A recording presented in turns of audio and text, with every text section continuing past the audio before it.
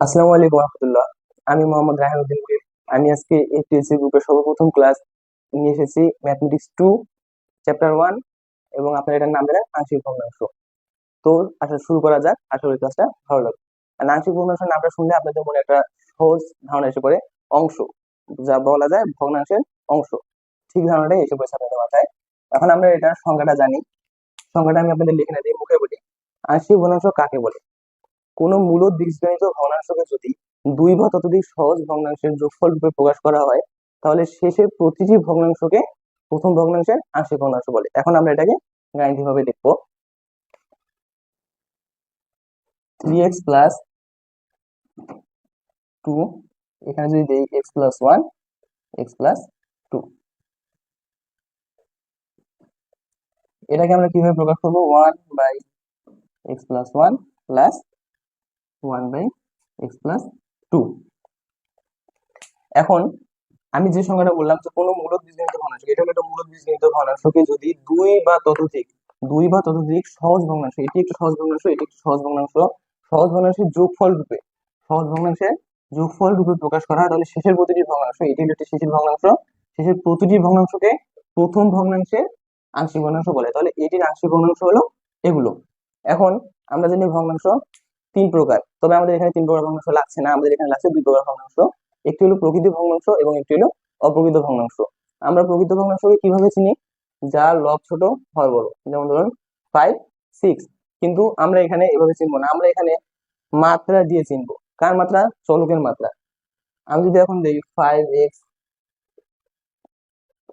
Cube, তাহলে এখানে আপনাদের এটা সহগ, এটা সহগ, এটা চলক, এবং এটা হলো মাত্রা, ঘাত বা পাওয়ার। আশা করি এটা জানবা তোমরা, কারণ তোমরা এগুলো পূর্বে অনেকবার করে এসেছো। এখন তাহলে প্রকৃত ভগ্নাংশ কাকে বলে? আংশিক ভগ্নাংশকে তো প্রকৃত ভগ্নাংশ কাকে বলে? এটা হলো যদি কোনো ভগ্নাংশের লব, যদি কোনো মূলদ বীজগণিত ভগ্নাংশের লবের মাত্রা হরের মাত্রার থেকে কম হয়, তাহলে তাকে প্রকৃত ভগ্নাংশ বলে। যেমন ধরো এখানে যদি দেই 3x² 4x কিউব, তাহলে এটা হলো একটি প্রকৃত ভগ্নাংশ। এখানে তোমার x এর মাত্রা হলো 2 এবং এখানে x এর মাত্রা হলো কিউব। তাহলে এখানে তোমার দেখা যাচ্ছে যে লবের মাত্রা, লবের মাত্রা হরের মাত্রার থেকে কম, তাই এটি প্রকৃত ভগ্নাংশ। তাহলে সেক্ষেত্রে অপ্রকৃত ভগ্নাংশ কি হবে? অপ্রকৃত ভগ্নাংশের সংজ্ঞা হলো যে যদি মূলদ বীজগণিত ভগ্নাংশের লবের মাত্রা হরের মাত্রার সমান বা তার বেশি হয়, তাহলে তাকে অপ্রকৃত ভগ্নাংশ বলে। তাহলে যদি কোনো লবের মাত্রা, যেমন ধরো 3x কিউব, হরের মাত্রা 4x কিউব, হরের মাত্রা সমান বা বেশি হয়, যেমন ধরো 3x4 4x কিউব বেশি হয়, তাহলে তাকে অপ্রকৃত ভগ্নাংশ বলে। এবং আরেকটি ইম্পর্টেন্ট জিনিস, তোমার আংশিক ভগ্নাংশকে প্রকাশ করা হয় এটি দ্বারা। আমরা সাধারণত কিভাবে করি? ইকুয়াল, এটাকে আমরা কি বলি? ইকুয়াল বা সমান সমান। কিন্তু এই চিহ্নটার নাম হলো অভেদ, এটার নাম হলো অভেদ। আমরা যখন আংশিক ভগ্নাংশ করব তখন এটাকে আমরা লিখবো অভেদ। তাহলে কি বললাম? এটাকে বলে অভেদ। এখন আমরা যদি এটাকে আংশিক ভগ্নাংশে রূপান্তর করছি, তাহলে এখানে আমাদের সমান সমান চিহ্নটা হবে না, এখানে হবে অভেদ চিহ্ন। ঠিক আছে? এখন আমরা যাই পরের ধাপে। আংশিক ভগ্নাংশকে যখন একটা ভগ্নাংশ দেওয়া থাকবে, যেমন ধরো এটা দেওয়া থাকবে, আর যদি তোমাদের বলে এটাকে আংশিক ভগ্নাংশে রূপান্তর করো, তখন তো আমাদের এটা অ্যান্সারটা জানা থাকবে না। তখন আমরা কি করব? কতগুলো নিয়ম অবলম্বনের মাধ্যমে আমরা সেগুলো পূরণ করবো। নিয়মগুলো জেনে নেওয়া যাক। নিয়মগুলো হলো, প্রকৃত ভগ্নাংশের জন্য নিয়ম আছে এবং অপ্রকৃত ভগ্নাংশের জন্য আলাদা নিয়ম আছে। অপ্রকৃত ভগ্নাংশের নিয়ম একটা এবং প্রকৃত ভগ্নাংশের নিয়ম মূলত তিনটা, এবং 4 নম্বর নিয়মটা হলো তোমার প্রথম যে তিনটা নিয়ম থাকে সেগুলোর মিশ্রণ বা সেগুলো সম্মিলিত হবে একটি রুলস। নিয়ম নাম্বার 1, নিয়ম 1, যদি এটি হলো তোমার, সরি,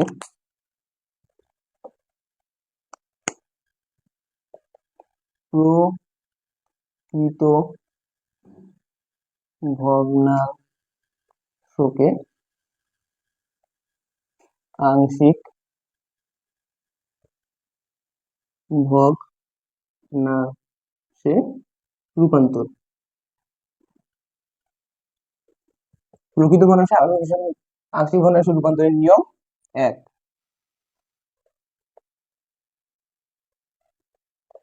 নিয়ম 1 কি? এখন নিয়ম 1 হলো ভগ্নাংশটি অবশ্যই প্রকৃত হবে, যেহেতু আমরা প্রকৃত ভগ্নাংশটিকে আংশিক ভগ্নাংশে রূপান্তর করব।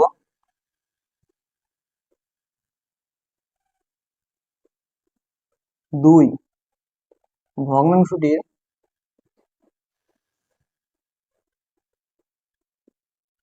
হরের উৎপাদকের চলকের ঘাত 1 হবে বা 1 হবে। এখন উৎপাদক কাকে বলে তারা একসাথে বুঝাই। 3 নাম্বার, ভগ্নাংশটির হরের উৎপাদকের পুনরাবৃত্তি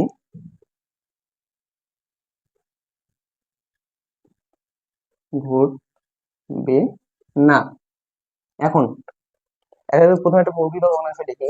এর আগে যেমন একটা প্রকৃত ভগ্নাংশ ছিল 3x প্লাস 4 ইকুয়াল কি x plus divided by x plus 1 x plus 2। এখন যদি হয় ভগ্নাংশ যদি প্রকৃত হয়, ভগ্নাংশটি হর উৎপাদক যদি চলকের ঘাত 1 হয় এবং ভগ্নাংশটি হর উৎপাদকের পুনরাবৃত্তি না ঘটে। সর্বপ্রথম তোমাদের উৎপাদক দেখাই। তোমার এটি হলো একটু প্রকৃত ভগ্নাংশ। তোমরা বলবে এটা প্রকৃত ভগ্নাংশ কেমনে বুঝবে?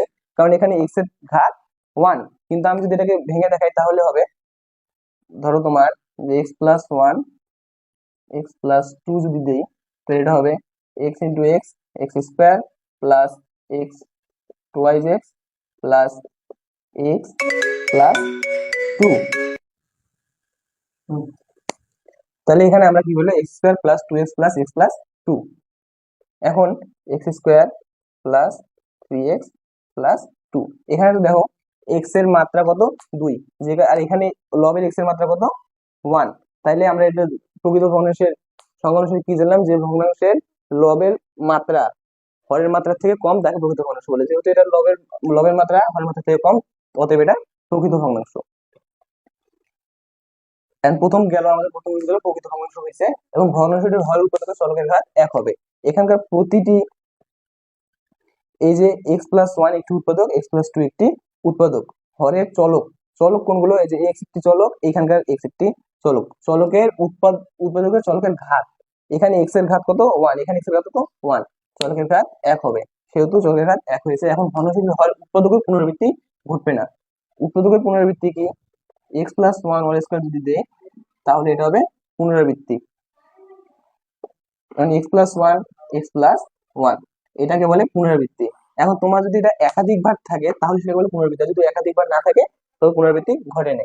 এখানে কি বলছে, ভগ্নাংশটির হরের উৎপাদকের পুনরাবৃত্তি ঘটবে না, এখানে কোনোটির উৎপাদকের পুনরাবৃত্তি ঘটেনি।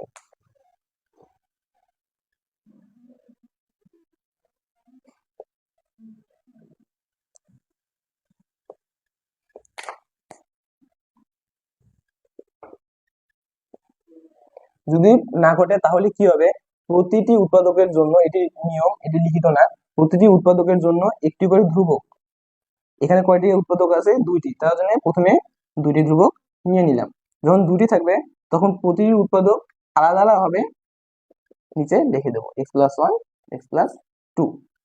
এটি গেল নিয়ম নাম্বার 1। আর এখানে আরেকটাও থাকতে পারে, যেমন ধরো 3x plus 4 x plus 1 x plus 2 x plus 3। তখন কি হবে, a x plus 1 plus b x plus 2 plus c x plus 3। ঠিক আছে, যখন তোমাদের এরকম হবে, তখন যেহেতু 3টি উৎপাদক আছে সেহেতু আমি 3টি উৎপাদকের জন্য 3টি ধ্রুবক নিয়ে নিলাম এবং 3টি উৎপাদক নিচে লিখে দিলাম। এটি হলো নিয়ম নাম্বার 1। এখন আসবে নিয়ম নাম্বার 2। এগুলো প্রতিটি নিয়ম এবার সিমিলার, শুধু একটু একটু করে আলাদা, কিন্তু তোমার এই ধ্রুবকের নিয়ম যেটা এটা সবগুলোতেই এক। এখন নিয়ম নাম্বার 2, ভগ্নাংশটি প্রকৃত হবে, এটা একটু কমন নিয়ম, সবগুলোতেই থাকবে। তারপর হলো ভগ্নাংশটির উৎপাদকের চলকের ঘাত 1 হবে, এটাও একই থাকবে। আর 3 নম্বর হলো, শুধু লিখি এখানে হরের হবে, হরের উৎপাদকের পুনরাবৃত্তি ঘটবে।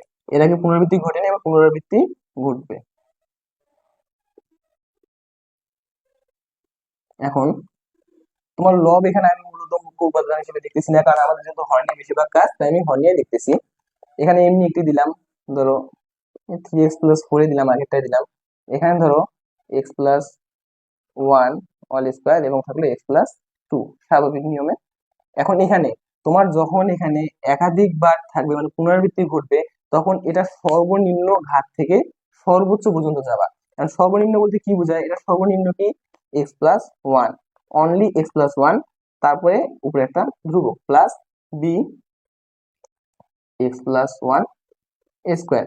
তার মানে এইটার সর্বনিম্ন কি x+1 এবং সর্বোচ্চ কি x+1 অল স্কয়ার। এখন যদি আমি এখানে দিতাম 3, তাইলে এটার আরেকটা যেত, তাহলে এটা সর্বোচ্চ কি হতো c(x+1 কিউব)। যেহেতু আমরা এখানে স্কয়ার দিয়ে করছি, তাই এটা 2 পর্যন্তই থাকবে। এটা ধারাবাহিকভাবে যতদূর পর্যন্ত যাবে তোমরা ততদূর পর্যন্ত নিয়ে যাবা। এখন আমার প্রথম নিয়ম অনুসারে কি থাকবে, যদি ভগ্নাংশটির হরের উৎপাদকের চলকের ঘাত 1 হয়, তখন কি হবে, স্বাভাবিকভাবে যেটা হবে সেটাই বসিয়ে দেবো, শেষ। এটি হলো আমাদের 2 নম্বর নিয়ম। তোমার যদি পুনরাবৃত্তি ঘটে, তাহলে উৎপাদকের সর্বনিম্ন ঘাত হতে সর্বোচ্চ ঘাত পর্যন্ত নিয়ে যাব, মানে সর্বোচ্চ ধারা থেকে সর্বোচ্চ ধারা পর্যন্ত নিয়ে যাব। এবার এটি কিন্তু 2 নম্বর নিয়ম। এখন আসবে 3 নম্বর নিয়ম। এখানে কি হবে, ভগ্নাংশটি প্রকৃত হবে, হরের উৎপাদকের চলকের ঘাত হবে এবার 2, এবং হরের উৎপাদকের পুনরাবৃত্তি ঘটবে না। এখন কি হবে, আগেরটাই দেই, x+1 x2+2। এখন এখানে স্বাভাবিক নিয়মে এটা যেটা আমাদের প্রথম অনুসরণ করে, তাই a/x+1 স্বাভাবিকভাবে থাকলো। এখন এখানে কি আছে, হরের উৎপাদকের চলকের ঘাত 2 হবে। এটি একটি হরের উৎপাদক কি x2+2, এবং এটি চলক কি x। x এর চলকের ঘাত কত হবে 2, এখানে ঘাত কত 2। যদি 2 থাকে তাহলে কি হবে, যদি চলকের ঘাত 2 থাকে তখন আমরা নেব দুইটি ধ্রুবক। সর্বপ্রথম নেব যে কোনো দুটি ধ্রুবক b+c। যেহেতু 2 আছে, সেহেতু যে কোনো একটি ধ্রুবকের সাথে আমরা x গুণ করে দেবো। এখন তুমি সেটা ইচ্ছা করলে b সাথেও দিতে পারো, ইচ্ছা করলে c সাথেও দিতে পারো, এটা তো কোনো সমস্যা নেই। এবং নিচে থাকবে যে উৎপাদকটার জন্য আমরা এটা নিলাম, সেই উৎপাদকটা। ক্লিয়ার? এখন তোমাদের এরকম আরেকটা দেখাই, ধরো তোমার x/x2+4, তখন কি করবা, আর প্রতিটিতে কিন্তু অবশ্যই অবেদ দেবা। তখন কি করবা, x না, এখানে নেব আমরা সর্বপ্রথম a, যেহেতু দ্বিঘাত সম্পন্ন তাই a b দুটো নিয়ে নিলাম, এবং x থাকার কারণে একটি x গুণন আর x2+4, শেষ। এটি হলো নিয়ম। উৎপাদক এরকম থাকলে তোমার আংশিক ভগ্নাংশ হবে এইভাবে।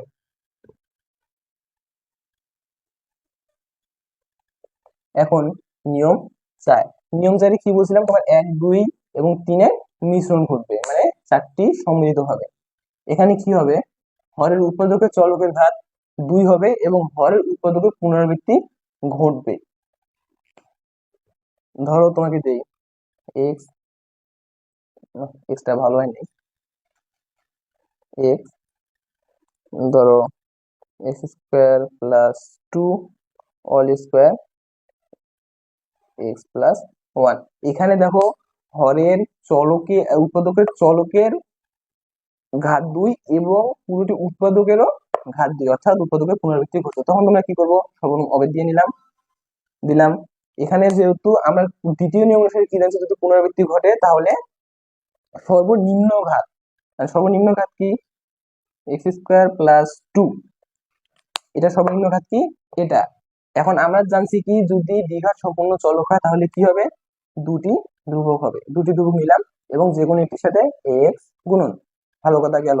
এখন প্লাস, এখন যদি এটি দ্বিঘাত সম্পূর্ণ উৎপাদক তাই কি হবে, এর সর্বোচ্চ ঘাত পর্যন্ত যাবেন, সর্বোচ্চ ঘাত কি x² + 2 অল স্কয়ার। এখন যেহেতু এখানেও উৎপাদকের চলকের ঘাত 2 সেহেতু এখানেও হবে একই। এখন আমরা এখানে এবি পর্যন্ত নিচ্ছি, আমরা কি নেবো c+d এবং স্কয়ার থাকার কারণে এটির সাথে এক্স গুণন প্লাস, এটি স্বাভাবিকভাবে আছে, স্বাভাবিকভাবে আমরা লিখে দেবো, দিকেরও এখন ই x+1। ক্লিয়ার? এটি হলো তোমার প্রথম তিনটি নিয়মের মিশ্রণ। এখন এখন আমরা যাবো অপকৃত ভগ্নাংশে একটি রুল শিখবো।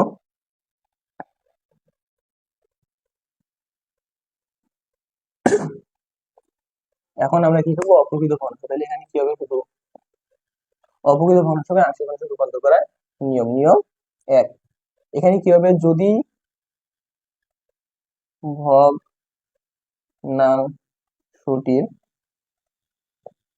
ভগ্নাংশটির